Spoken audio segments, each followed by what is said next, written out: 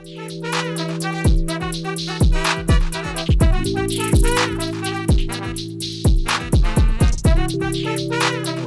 everybody, Montel here, and welcome to this edition of Free Thinking with Montel. And I am so proud and happy to have the guest that I have on today, who is a Major General retired. He actually started his career 3 decades ago and spent a 3-decade career after graduating from West Point. And I won't hold it against him because you know I'm a Naval Academy grad, but he graduated from West Point, went on to have an incredible career that really took him all the way to Iraq, where he was part of the training of Iraqi troops as part of Operation Iraqi Freedom.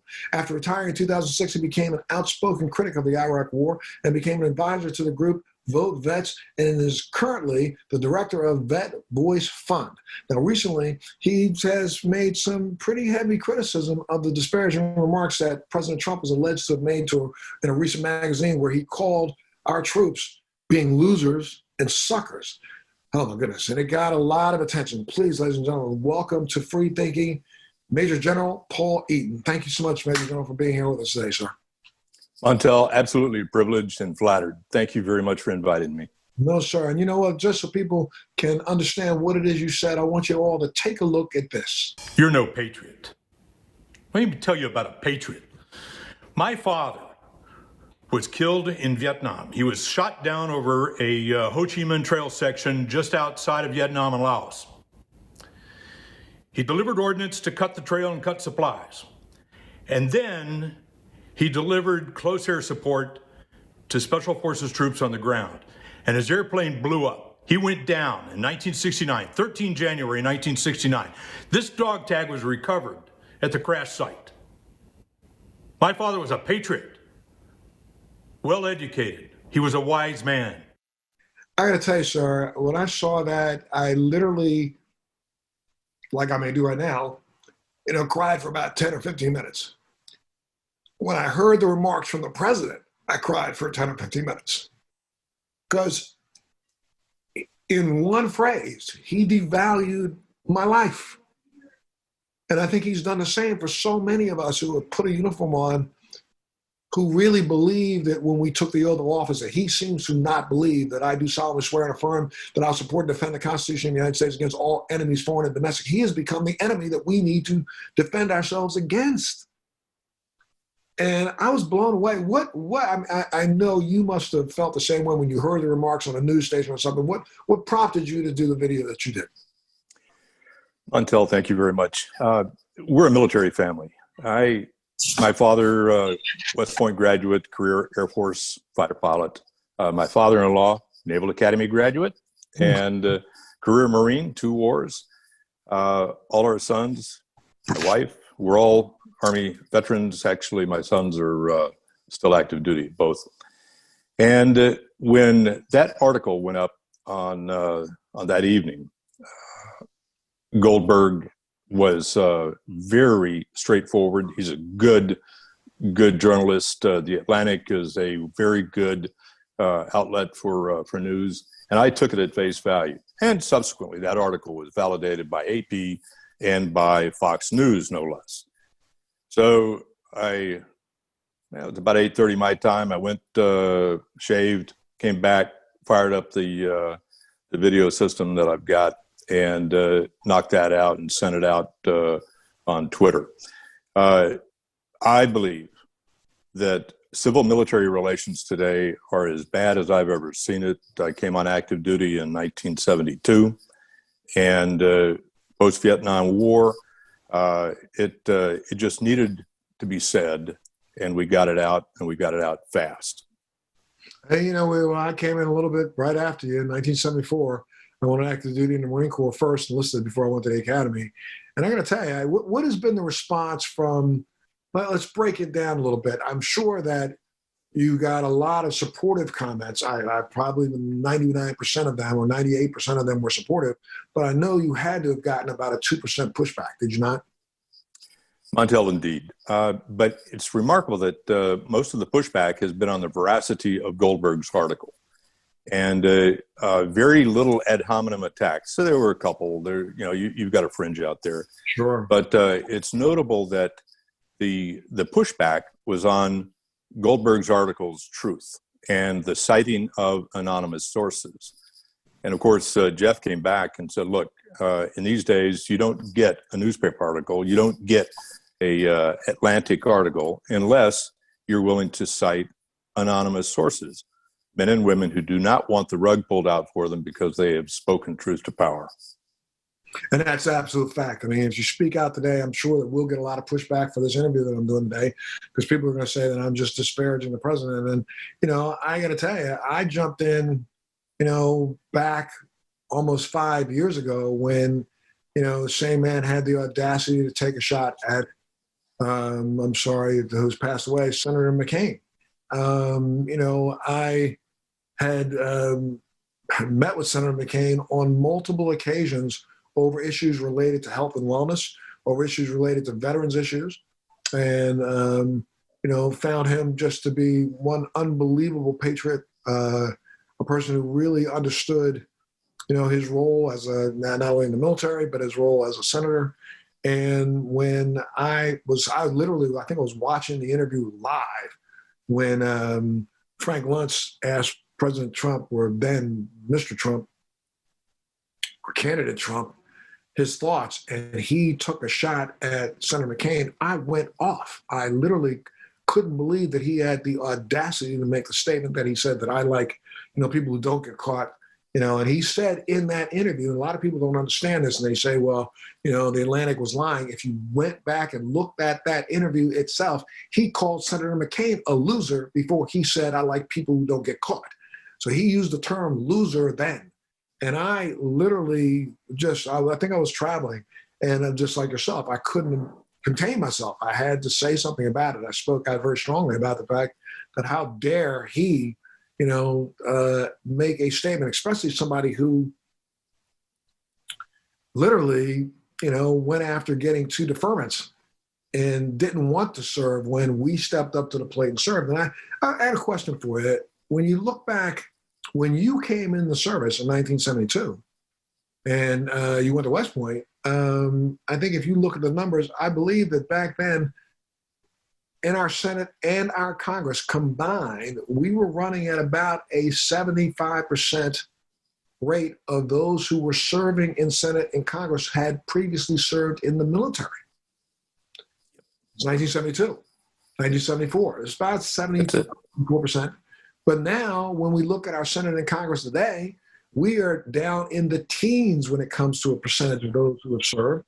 It's under 19%. And, these are the people who have the audacity to send our young sons, daughters, brothers, sisters, aunts, uncles off to die.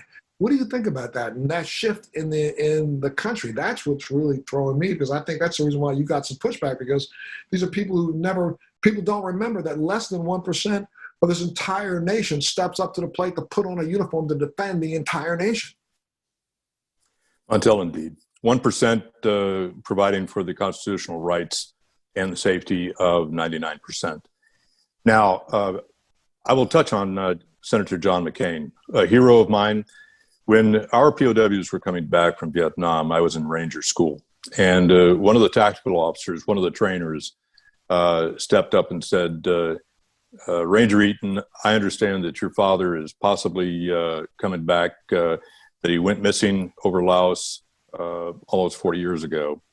And that man would give me reports. And he gave me the report in particular when Senator McCain came off that airplane. And very articulately played out. Years later, I was working with the foundation that we've got to provide a platform for veterans to speak out on public policy, either domestic or foreign. And I was in Senator McCain's office looking for support for passing the New START treaty. He was very influential in getting that very good treaty done between the United States and Russia. So I've got a very warm spot in my heart, and I had the same reaction to the disparaging remarks that the president made with respect to Senator McCain.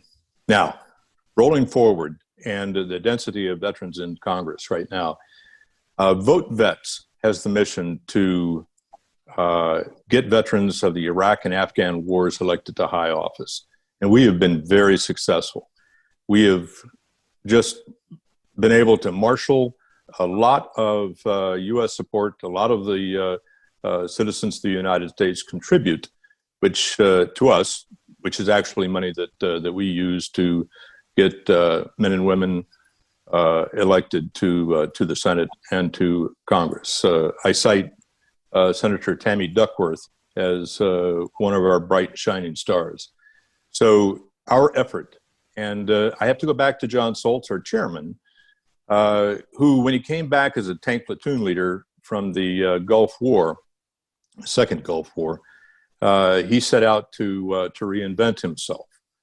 And what was he going to do to correct the fact that we embarked upon a war that was a disaster, that George W. Bush chose to initiate, and we're still trying to figure out where this is going to end.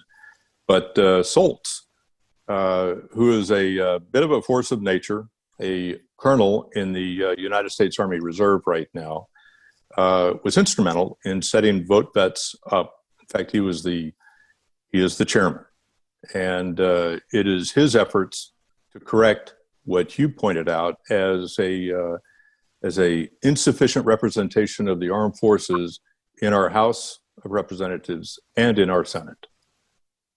So, you just mentioned Senator Tammy Duckworth. I'm in the process of trying to work something with her right now. I've been working with Senator Ernst on a proposal project that I've been working on now for 10 years, which is a project that literally is one of the only medical devices in the world that helps to alleviate some of the symptoms of traumatic brain injury and neurodegenerative diseases. As a matter of fact, we've worked very hard at this for the last 10 years. The device has now received full FDA approval in Canada. We've been working with treating soldiers in Canada and treating people over 100, I think it's close to 200 people that we treated. There's going to be, by the end of the year, about 19 centers of excellence using this device. That's an American-made device developed here at the University of Wisconsin that we had to get FDA approval in Canada for to treat our soldiers with, which is really absolutely ridiculous, I'm going to tell you. But I'm still working as hard as I can. And Senator Ernst and hopefully Senator Duckworth are going to get on board and help us do that. But when you think of when you bring up Senator Duckworth's name, it takes me back to that Atlantic article. I am just, I don't know if you know, I do a show every month, a show, it's every quarter, of 6 episodes, what we do. It's a show that's called Military Makeover, and also do a show that's called Military Makeover Operation Career. They both air on Lifetime. Military Makeover is like home improvement for vets. We pick a deserving veteran family, and we literally make their home over from the ground up. And the entire community turns out, people come out, volunteer to swing the hammers, paint. People, businesses come out, they, donate sod, they donate roofing, they donate flooring, they donate kitchens, they turn the homes into smart homes. They actually create areas that's specifically for the veteran himself, like a veteran cave. And we've been doing this now. The show has been on the air for, I think, now 7 years. Montel, I've seen your show. Oh, well done, sir. Thank you. Very well received. And, I work with, and matter of fact, I just interviewed 2 days ago a veteran who's an Army veteran who literally Marine Corps veteran who was literally blown up in a tank. And during a training exercise back here at 29 Palms, where I had been stationed at when I was in the Marine Corps, during a training exercise, one of the 120 millimeter rounds went off right as it went into breach. It was a malfunction. He was one of the 4 team members in the tank, received burns over 50% of his body, has undergone over 50 surgeries to correct the damage. And I literally looked at him on Sunday and I said, how do you feel? I'm not asking you to make a political statement about the person who made it. I'm just asking you, how do you feel when you hear somebody say that you're a sucker or you were a loser? And I think of Tammy Duckworth, Senator Duckworth, who's lost 2 legs and left them there behind in the battlefield. There's no sucker in that. There's no loser in that. And the comment that, well, people don't want to see them. I disagree. I believe that when you walk in the airport in America and you see a wounded veteran walk by, you watch 70% of the people stare. And they're not staring because, oh, what happened to him?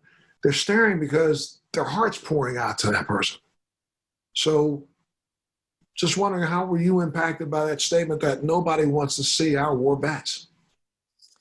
Montel, when I was 12 years old, my dad was on the NATO air staff at SHAPE headquarters outside of Paris. And whenever we took a subway ride in Paris, there were seats reserved for war widows and war mutilated. And I spoke French at the time and translated for my family. And they're not talking about World War II. They were talking about World War I, a terrible war. Whenever you would go to a French remembrance ceremony for World War I, you would have in the front of all the participants, you would have the men, and they were all men at that time, who were victims of gas, victims of concussion, victims of the terrible explosives that we were learning how to use in World War I, up front. And for the President of the United States to level such a slur on the men and women who have given absolutely to the future of this country, you got to call them out. You have to. I can't see how, but what blows my mind, sir, and I don't know what you think about this, but I'm completely devastated that now, a week after the dust settles on most of the cable news channels about the Atlantic article, it's almost like people don't care. I'm blown away by the lack of empathy for our veterans nationwide. I'm blown away at the fact that this is still not reverberating. I feel as if, and I'm not an anti-Trumper. I'm not. I've been an independent in the last, 4 elections, and I'll stay an independent because I believe that the issues are more important than the individual. But I'm blown away that it didn't seem to move the needle. I see some of the crowds that show up to support President Trump, and I'm blown away by their vigor and, what appears to be, their sole, Kool-Aid drinking attitude that this guy is somehow telling them the truth. Does that not give you pause for a second and say, you look at the last set of polls that came out in the last couple of days, the needle didn't swing. I thought the needle was going to swing 20%. The needle barely swung a percentage point. Does that not give you pause? Well, 2 parts, Montel. One, what you're doing right now is blowing on the embers to reignite the flame and to keep it front and center of the public discourse in the United States right now about this election. We're going to keep the fire going on and vote vets, and I admire what you're doing right now. 2, when I see these performances of this president and the men and women who are starry-eyed and at his group generation there, they're a member of a cult. That's all I can do to explain what I see American citizens, and they're not stupid. They're captured in a cult, and there is no reasoning with a cult member who is willing to support a person, regardless of what that person has done, regardless of what that person has said. We keep seeing barriers broken down by Mr. Trump, and new lows that he achieves, and it is work like this that you've got to keep putting front and center. You've got to say it 17 times to make sure that everybody gets it. but you got to work it, and it's too bad that it's that way. I know, when you're in your 4 years at West Point, just like my 4 years at the academy, the entire time I was there, yes, of course, you're trying to, pass your classes. And of course, you're trying to get your degree. And of course, you're trying to get your commission. But I think if there was one thing that was a focal point in me the entire time, having been prior enlisted, I achieved the rank of, E4 before I entered the academy. And I started down that path when I got that stripe down the side of my leg, and I got the stripe the night before I literally transitioned and did a, inter-service transfer from the Marine Corps to the Navy to enter the academy. It was like July 2nd, I think, and right before July 3rd. My birthday was July 3rd, so I got I literally got promoted to E4, had to discharge from the Navy, from the Marine Corps, had to enlist in the Navy. On July 5th, we entered the academy. And for me, that 4-year journey wasn't just about my education, though I tried my best to pay as close attention as I could on all the engineering things that I had to learn. But for me, that was 4 years of leadership training, where I literally understood that when I leave here, I will have the audacity to stick myself in front of other men and try to tell them what to do, giving them orders that I wanted to understand really what the nature of leadership was. It's got to blow you away, the paucity of leadership that we have in America today.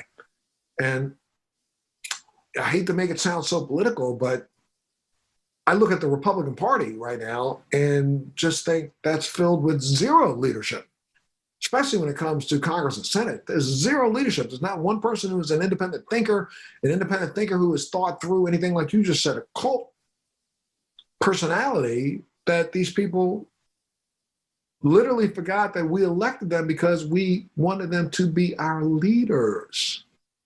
What do you think about this whole idea? And what do you think literally turned America into a bunch of lemmings rather than a group that followed leaders, just a bunch of idiots who this may sound terrible, but I see we live in a country where, we got a group of people who are ready to just jump off any cliff when they're told to do so. And I'm like, wait a minute. I at least remember back in the 70s and 80s where people would say, I'm not jumping off that cliff. Now they go, well, yeah, I think the cliff looks pretty good. What do we got? What led us down this path to a failure of leadership, and how do we get out of it? Well, first I'm going to comment on the fact that a Marine enlisted man, a corporal, who comes into the Navy and then goes to the Naval Academy, you were the old man.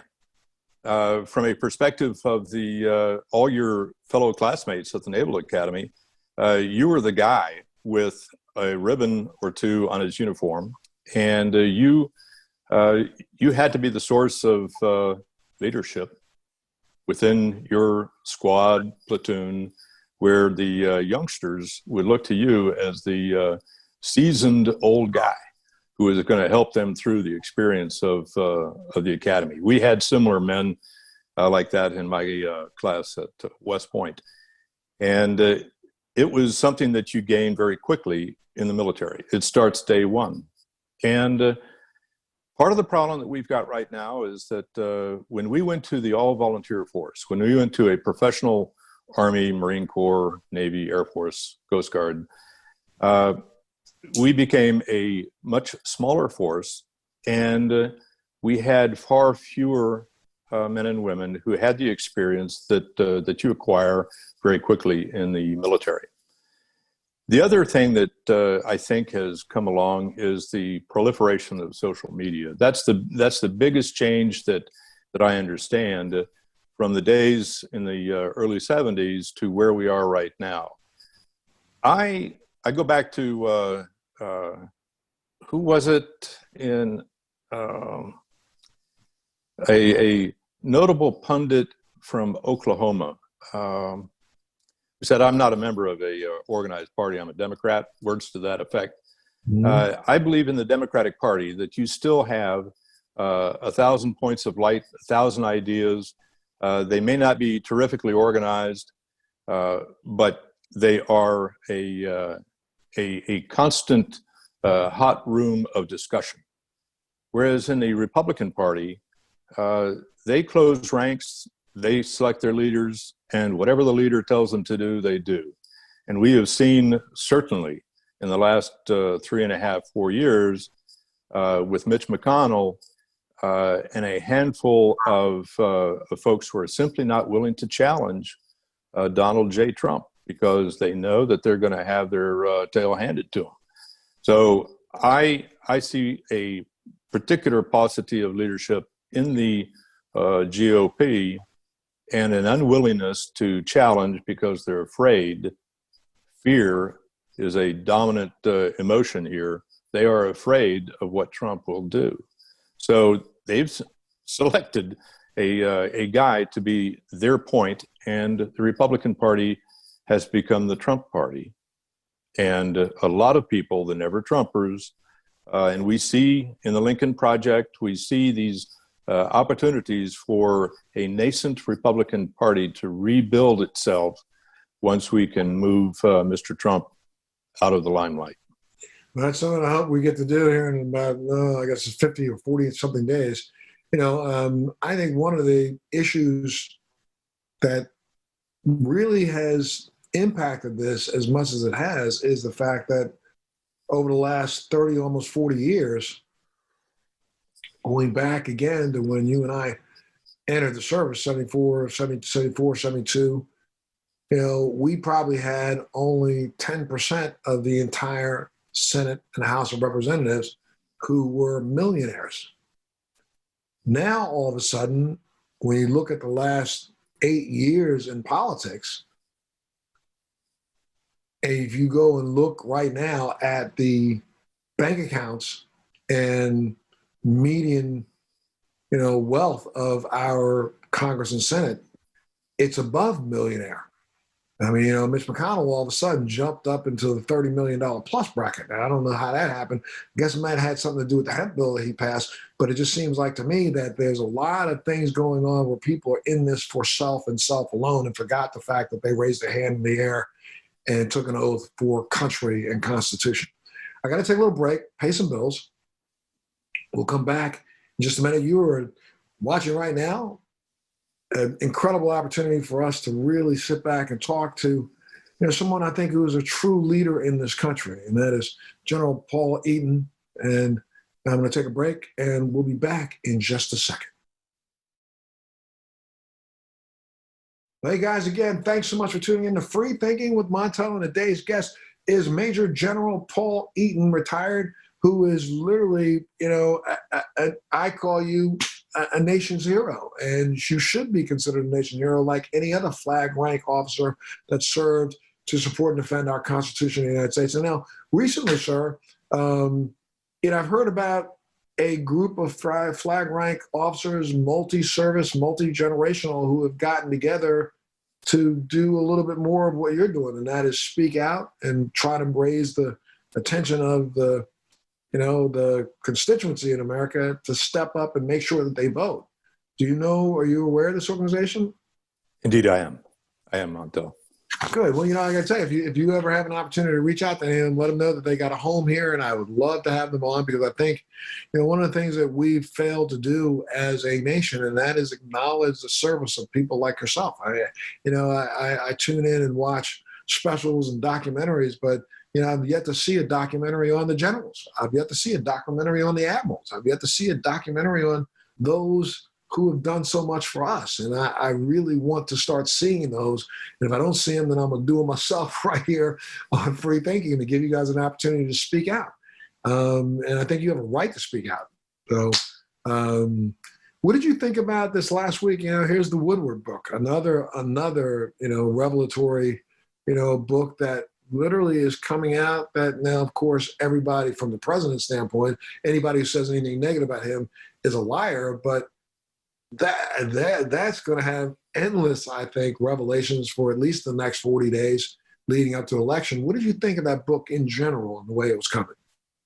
Montel, first I'd like to touch on what you had just commented upon about retired military and post-military leadership opportunities.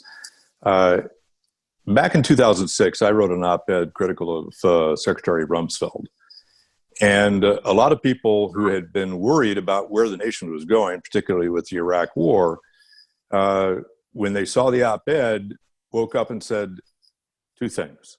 One, if Eaton is saying it, then what I was thinking is probably on track. But the other thing that they said was when senior leaders from the military retire, they should shut up and stay out of politics and stay out of the limelight. Retired military senior leaders, admirals and generals, about 80% of them go into the military-industrial complex. And I think that's probably inappropriate because it's not a fair fight. When they retire from chairman of the Joint Chiefs and leave the Air Force as a four-star general and go to work as a board member for Lockheed Martin for $500,000 a year, I think that that's probably not good service to the nation.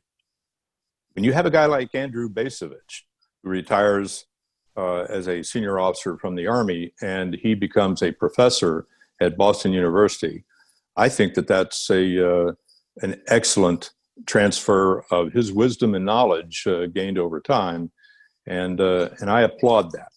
So I've been a supporter for now 20 years of a program that literally was proposed. It's very, very interesting. Oh man, it's probably 30 years ago. I was talking to a person, and it was Donald Ian McDonald, who back in the Bush administration was Secretary of Education and had proffered a program where why don't we literally allow senior members of the military to retire, but then add on a education core piece to your retirement, where when you retire, the military would go ahead and let you stay on active duty, if you will, for 2 more years or 3 more years, if they could assign you to various schools and universities around the country so that you could actually teach a course on leadership or teach a course on, the price America has to pay, but just so that you would be present in and among a generation, 2 generations behind you. And I've been a strong proponent of that. There's no reason why, you have to retire and take your retirement check and go home, put your feet up and look at the TV. I think if there's a way for me to keep you serving for 3 or 4 more years after you retire from active duty, why don't we do that? And I've wondered that and continue to wonder that to today. That is a superb program, Montel. And, Larry Wilkerson is another example of that. John Van Alstyne teaches national security affairs at Texas A&M. It is a great opportunity, and it's a very easy transition for us to go from uniform service and put on a coat and tie and or corduroys or whatever it is that you're going to wear in the classroom these days, and you have this opportunity to talk to young men and women who really want to talk to you and find out what you've got, and it turns out to be quite a lot. Absolutely. It's a waste that we don't, it's almost like leaving a faucet running and letting the water run down the drain. We have, vital information and vital knowledge that you have that could be shared and passed on, and we just let it go, run down the river. Yeah. There's another objective for a man who's changed and grown in so many different ways, Montel. There you go. It's there is another objective for you.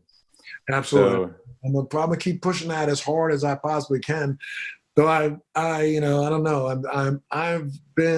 I try to always look at the glass half full rather than half empty. But in the last couple of weeks, I got to tell you, man, I become more and more jaded every single day when I realize there's some idiot who comes on television and tries to convince me that this man needs to stay in office. I'm blown away. I just can't even think how a person can think that way. And, let's just talk a little bit about the fact that, it was a couple of weeks back, And this one threw me a little bit, and I wanted to get your opinion about it. A couple of weeks back, I think the Military Times did a poll that looked at across the board, officer corps and enlisted corps, and looked at the support for President Trump. And we've noticed that his support has waned across the board, but waned considerably less in the enlisted ranks than it has waned in the officer corps. And I wonder, what do you think drives that? Well, as you know, the military is a conservative organization. Now, as an institution, we are very, very highly regarded whenever we do such surveys in the United States. So when the military speaks, people tend to listen. I think the officer split was 60-40 Democrat, Republican. So a dramatic shift for the officer corps in support of Democratic candidates. For the enlisted ranks, the biggest difference between our enlisted ranks and our officer corps is generally youth and education. Our enlisted men and women are brilliant and very well educated, but you join the Army or Air Force or Navy or Marines at the age of 17, sometimes 18, typically 19. That's very young in life, and you enter the military with a belief in the Constitution of the United States. You enter the military with a belief in our institutions, our political institutions, and in the Constitution of the United States. So we tend to be conservative. It is education that tends to unlock conservatism to progressive approach to life. And just because you're a progressive doesn't mean that you're going to vote Democratic. All that means is that you have an expanded view of life. Education gives you a much broader spectrum to analyze what's going on around you. So our young men and women are still carrying the reason that they entered the military, and they understand the chain of command. Interesting side note: one of my younger son's A-team members, Special Forces son, 2 tours in Afghanistan, and as a A-team leader, and this one member of team was doing a FaceTime with my son when I was visiting, and I was called to get into the picture, and he said, "It never occurred to me in the first couple of months that I was with your son, but I eventually made the connection between Major General Eaton, commander of Fort Benning, and the infantry training that I received at the time, and my A-team leader, Major Eaton, as my A-team leader." But he said, I had to memorize the chain of command. And the chain of command includes the President of the United States. So there is, by training, a expectation that the President of the United States is your commander-in-chief, regardless of his performance. And that there's a tendency just to accept that, whereas age and education happens to those enlisted men and women in the force. You get educated as well as you grow into a seasoned approach to life. So I would explain it that way. That's my take. If you had the crystal ball, and think ahead, I know that, Vote Vets is running some really tough ads this cycle, and congratulations and thank you for doing so.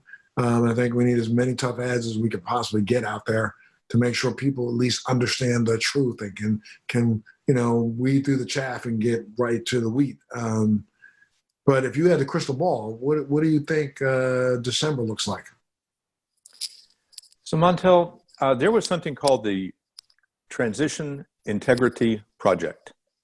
And it was a 4-scenario war game that brought in a number of people, myself included, Max Boot, for one. And we can only reveal the names of those who say it's okay to reveal their names who participated in this war game. And Max Boot played Donald J. Trump. And the four scenarios were resounding victory for Vice President Biden, resounding victory for President Trump, edged out or marginal victory by Vice President Biden, and marginal victory for the president. And we all had our roles to play. And the time between 3 November and 20 January, and in between there's a date I can't remember, but where the states send their electoral college representatives. But that is going to be a potentially fraught period of unknowns. You may have seen Fareed Zakaria's program where Republicans tend to want to vote in person, which means that election night, their votes are known. Whereas there's a significant portion of Democrats who are going to vote by mail, myself included. And those votes will be tabulated later on. So you're going to have an output on election night, similar to what we've seen in the past, where the media may start calling the shots prematurely, or the individual politicians will start calling the shots prematurely. And that's scary stuff. And where you have a huge number of votes that are going to be tallied after 3 November. Military votes in particular. The military has voted by mail since 1864, since the Union. Yes. And so what I see is a new shift. And I implore our news outlets to not jump the gun here and not call shots too early, because we're not going to call it election night anymore. I think we're going to call it election week or weeks. In the midterms that we just had in 2018, we didn't know the output, the results in a number of congressional seats until weeks after. And we may be in that situation.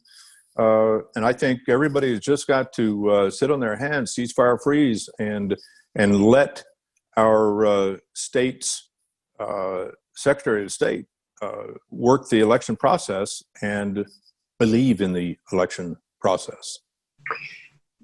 Do you feel, and I feel I have this I don't know, underlying burning sense in me that, we are a powder keg right now in the United States. I mean, I know that General Milley said that, he will do everything in his power to ensure that, there is a peaceful transition of power that the military is not involved in. But when you look at the last 4 years, we've got a guy who his only respect for us in the military is the fact that because he is the commander in chief, when he walks in a room, military people stand up and stand at attention. I think it's the only thing that he really likes the most. He doesn't care about us in any other way, shape, or form. He just likes the fact when he walks in a room, there'll be 4 or 5 people who stand up and stand at attention. And that just really, sends shivers up his spine and makes him feel like, oh my goodness, I get to play with my army men today. And if we've taken a look at this guy over the last 4 years, I mean, he seems to be playing with the military as if he's playing at the foot of his bed with little green men, and when he dropped the mother of all bombs just so he could see what would happen. And we never used it again. And then, he makes sure that he positions, and though I know that it is part of our ongoing operations to control the sea lanes, I think that he's forced a little extra positioning of ships in a position in the South China Sea to literally just kind of push a little bit to see if he can, get some sort of reaction out of China. And I think he's the same reason why he's pulling troops out of, Eastern Europe is so that he can just see what the Russians are going to do. I'm really afraid that during that 3 month or that 2 month period of time that this guy might, remember, as much as we don't trust him with the words that come out of his mouth, I got to tell you, I don't trust the fact that he's got his finger that close to a button. Well, that is worrisome, and it is a bit of the tail wagging the dog that's going on right now. And it won't be the first time that the use of military force to drive election results has been played. But I've never seen anyone more impetuous or less historically grounded than the current occupant of the White House. And your fear is a justified fear and concern. I would expect that we are going to have seasoned men who are professionals in our government, not the political appointees.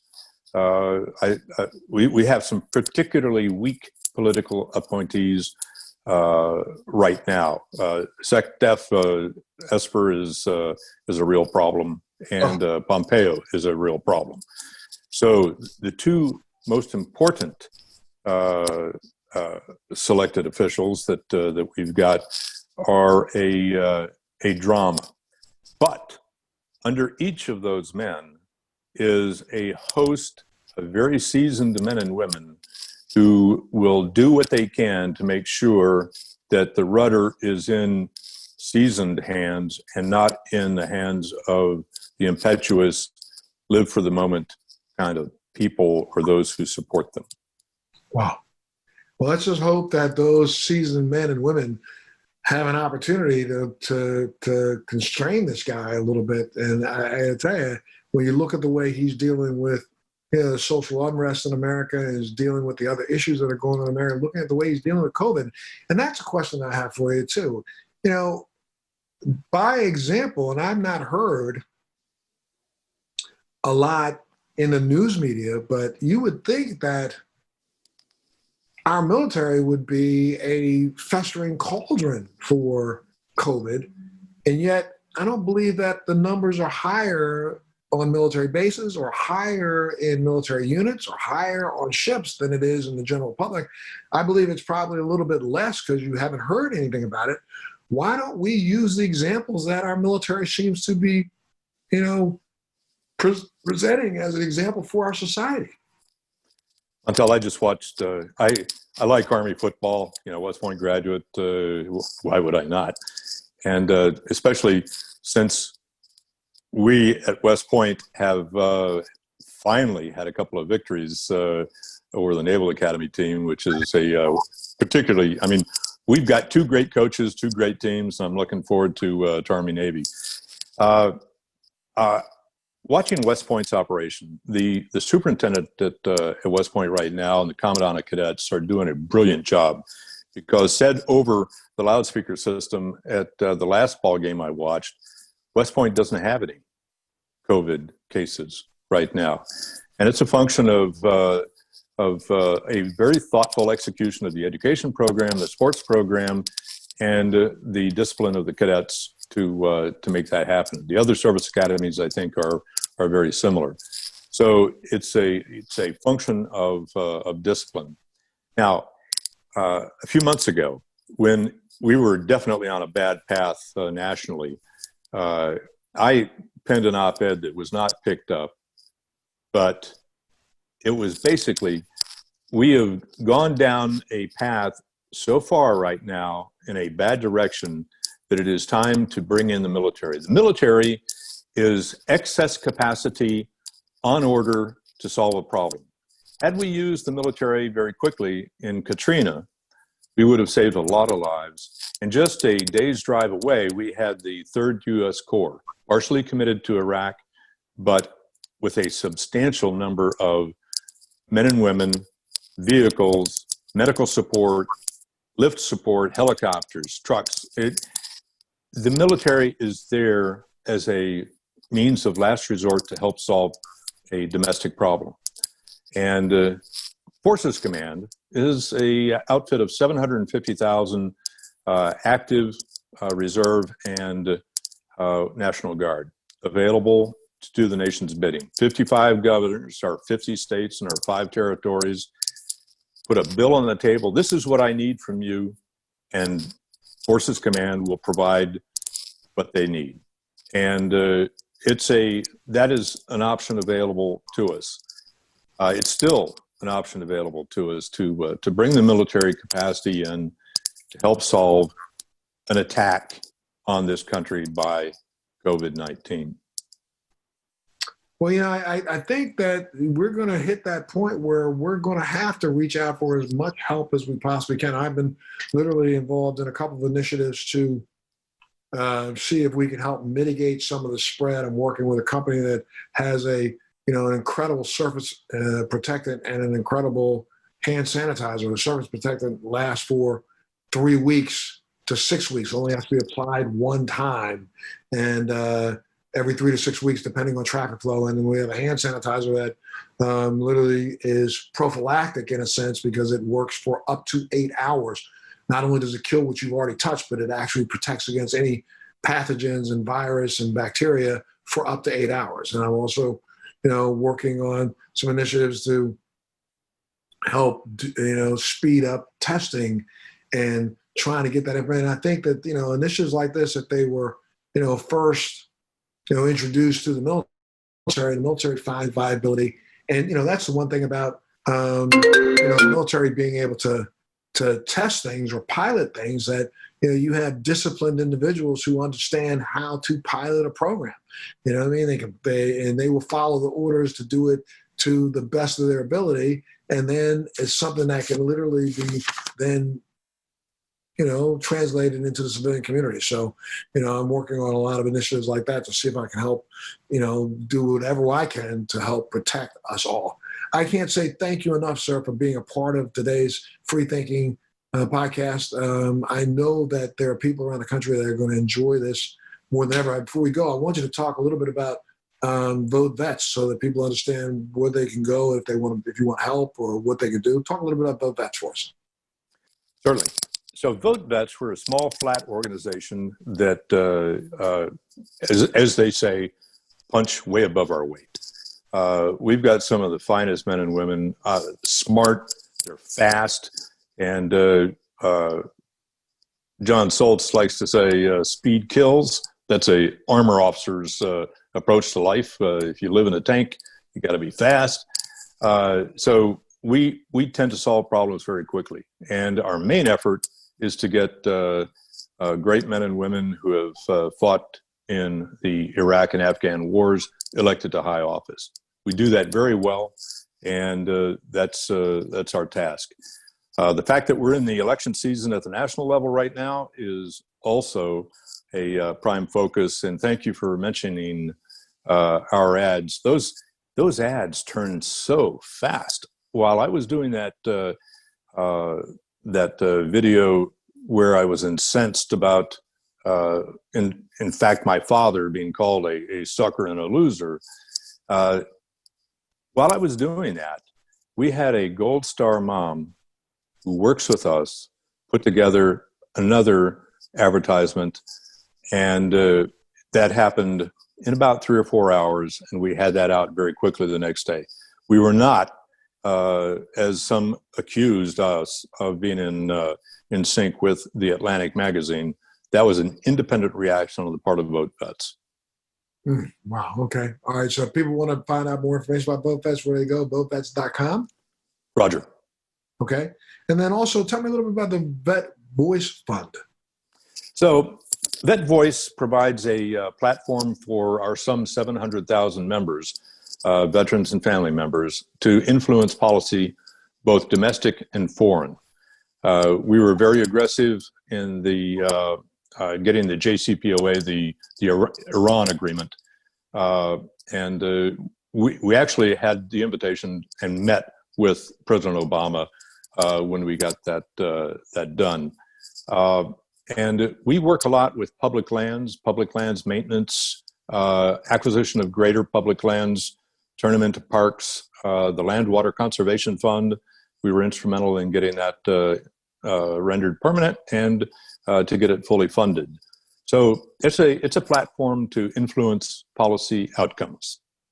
Wow, that's great. And people want more information about that, where they go? VetVoiceFund. Vet Voice, Roger. Okay. All right. Good to go. Well, thank you so much, sir, for being a part of Free Thinking today. And you always have a home here wherever you want. And if you in conversations with some of the other flag rank officers, let them know that I would love an opportunity to talk to them and make sure that we get an opportunity to share their leadership and their thoughts with the nation. Okay. And I want you to stay safe, stay well, and thank you for your service and your family service, sir. And Montel, I thank you also. You're a man who has made many transitions in life. You have reinvented yourself several times, and I look forward to the future with you. Thank you so much, sir. You be well, and make sure you keep tuning in to Free Thinking with Montel. Thank you. Roger, thank you. Yes, sir. Thank you.